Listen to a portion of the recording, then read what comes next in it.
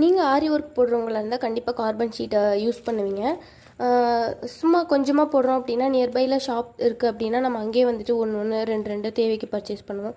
But வந்து shop கொஞ்சம் தூரத்தில் இருக்குது, இல்லை கொஞ்சம் நம்மளுக்கு நல்லாவே ஆர்டர் வருது அப்படின்னா இந்த மாதிரி மொத்தமாக வந்து வாங்கி வச்சுக்கலாம் கார்பன் ஷீட். நான் வந்து எனக்கு அந்த மாதிரி தான் வாங்கி வச்சுருக்கேன்.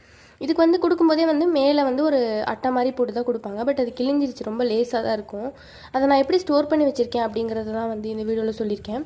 இது பார்த்திங்கன்னா வீட்டில் வந்து வேஸ்ட்டாக இருந்த கேலண்டர் அட்டை, இது வந்து சும்மா கிடந்தது. இதுக்குள்ளே பார்த்திங்கன்னா இந்த சைடு வந்து இந்த மாதிரி டேப் மாதிரி போட்டு ஒட்டிட்டு ஒரு புக்லெட் மாதிரி பண்ணி அதுக்குள்ளே வந்து இந்த கார்பன் ஷீட்லாம் வந்து நான் வச்சுருக்கேன். இப்படி வச்சுருக்கிறதுனால பார்த்திங்கன்னா இது உங்களுக்கு ஃபோல்ட் ஆகாது. இதுக்கு பின்னாடி இருக்கிறது வந்து நான் கொஞ்சம் கொஞ்சம் யூஸ் பண்ணது, ட்ரேஸ் பண்ணது. பட் இருந்தாலும் அதையும் வந்து சம்டைம்ஸ் யூஸ் பண்ணுவோம். அதனால் யூஸ் பண்ணதெல்லாம் பேக் சைடு வச்சுட்டு நல்லா நீட்டாக இருக்கிறதெல்லாம் ஃப்ரண்ட்டில் வச்சு இதை வந்து நான் அப்படியே வந்து க்ளோஸ் பண்ணி வச்சுருவேன். உங்களுக்கு இது வந்து ஃபோல்ட் ஆகாமல் நீட்டாக இருக்கும். உங்களுக்கு தேவையானப்போ நீங்கள் எடுத்து யூஸ் பண்ணிக்கலாம். ஸோ உங்களுக்கு எப்படி வந்துட்டு கார்பன் ஷீட்டை வந்து ஸ்டோர் பண்ணுறது அப்படின்னு தோணுச்சுன்னா இது வந்து சிம்பிளாக இருக்கும். உங்களுக்கும் வேறு ஐடியா இருந்துச்சுன்னா அதில் நீங்கள் பண்ணிக்கலாம். இந்த மாதிரி ஸ்டோர் பண்ணுறதுக்கு உங்களுக்கு வந்து பிடிச்சிருக்குனாலும் கண்டிப்பாக இந்த மாதிரி ஸ்டோர் பண்ணி வைங்க.